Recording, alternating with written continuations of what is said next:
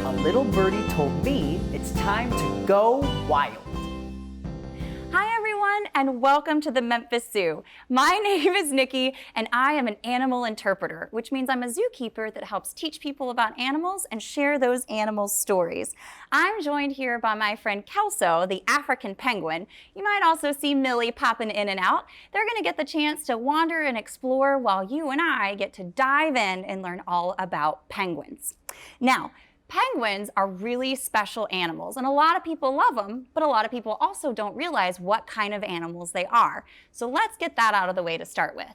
Even though they don't fly, penguins do have feathers, they have beaks, and they lay eggs. So penguins are birds. Now, these ocean-loving birds are one of my favorite animals. So let's get to know them a lot better, what makes them special, and even ways we can help them. Now, do you know what you call a penguin at the North Pole? Lost. Very lost. You see, all penguins live in the Southern Hemisphere.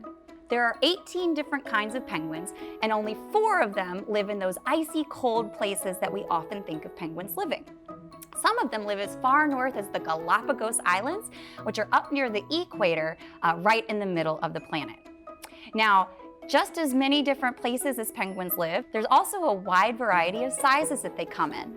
The smallest species of penguin is the little blue penguin, also called the fairy penguin. They live in Australia and are only about 1.5 feet tall. But the biggest penguin is the emperor penguin. They do live in that icy Antarctica, and they can get up to 4 feet tall, which is as tall as my shoulder. Now that is a big bird. And I want all of you guys to help me out. Our friend Kelso here is going to help us out too, and Millie is too if she decides to come hang out with us. We're going to be biologists and do some observations on penguins. So, Kelso, I apologize. I'm going to need my other hand, even though you're very comfortable right now. Excuse me. I want all of you to get out your binoculars. Ready? Okay, go ahead and put them on. Yeah, you too. Get your binoculars. Are you ready? We're going to be biologists and get an up-close look at what makes penguins special. Are you ready? All right, let's do it. First, take a look at those feathers. Penguins are covered in teeny tiny feathers all over their body, and they have muscles at the base of each feather that helps them lift them up and lower them down to help either cool them off or keep them warm. Now, when penguins are swimming, you'll often see little bubbles coming out from behind the penguin. And no, they're not passing gas. Those bubbles don't come from their behind. They come from underneath their feathers. As they swim, they push those feathers down, squeezing out the air. That keeps them warmer in chilly waters where they like to swim, and it makes them more hydrodynamic, which means it makes it easier for them to get around in the water. All right, now I want you to take an up-close look at their feet and tail. Those feet and tail are like a built-in steering system for penguins. When they're swimming, the feet and their tail guide them where they want to go as they're swimming around hunting for fish. All right, now I want you guys to take an up-close look at those wonderful wings that penguins have. Like I said, they're not flyers in the air, but they do fly through the water. Little tuxedo torpedoes like our friends Kelso and Millie can swim up to 12 miles an hour, which is twice as fast as the best human swimmers. We've got nothing on them. Now, those wings are really great at helping them propel through the water while they're swimming. It pushes them forward. And then when they're on land, they can also use them to give a nice hard wing slap to any other penguin that might get too close to their nest. Ouch! I'm glad I'm not a penguin.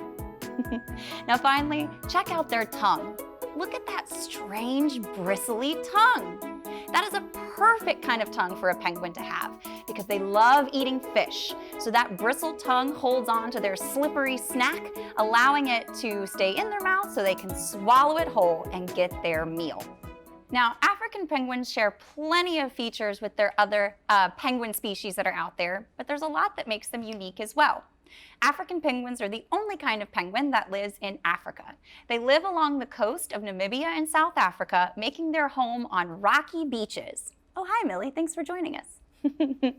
Now, if you guys get an up-close look, you might notice that African penguins, like Kelso and Millie, have white spots on their feet and around their beak. That's like a built-in air conditioning system. The places that they live never get too cold and they never get too hot. But just like us, sometimes they need to cool off and warm up too. So whenever they do get too warm, they're able to push blood to those places and those white spots become bright red. Their blood is cooled off by the breeze and then pumped through the rest of their body, helping bring the temperature down just a little bit. Right, Kelso? Yeah. Now, African penguins like to make their nests out of little pebbles and even their own poop, which is kind of gross, but it works for penguins. And they love swimming around looking for all kinds of yummy fish to eat. Now, do you want to learn how to call like an African penguin? I know you do. I like to think of it as almost sounding like a backwards donkey. So donkeys say hee-haw, but African penguins say haw-hee. Can you do it with me? Are you ready? Let me know how well I do. Haw-hee. Pretty fun, right? African penguins can dive up to 400 feet below the surface of the water. That's as long as a football field. And they can hold their breath for over 2 minutes. Now, I have to be honest with you guys. As cute and fun as penguins are, unfortunately, they are in a lot of trouble. We only have about 3% of African penguins left from 100 years ago. That's like going from $100 down to having only $3. There aren't very many left. So it's important that places like the Memphis Zoo and our partners at other zoos around the country have penguins so that we can have plenty of healthy ones in a clean and safe environment so all of you can learn all about them and why it's important to care for them and do things to help them. But you don't have to be a zookeeper to save penguins. You can save penguins too. That's great news. One of the best things you can do to help penguins is be a voice for them. Share what you've learned today with your friends and your family. Help them understand why penguins are so great and why they need their help and the ways that we can help them. But what about all that trash? That's where you come in too. Just by using less stuff, you are able to help penguins and animals everywhere. By making less trash, there's less that winds up in the ocean that could accidentally hurt penguins, and it's a great way to help animals everywhere. Now, you may be thinking, but penguins live on the other side of the planet. Why does it matter what I do? Well, I got news for you. We're all connected to the oceans that the penguins call home. Now, I hope all of you enjoyed getting to meet our friends Kelso and Millie as she popped in.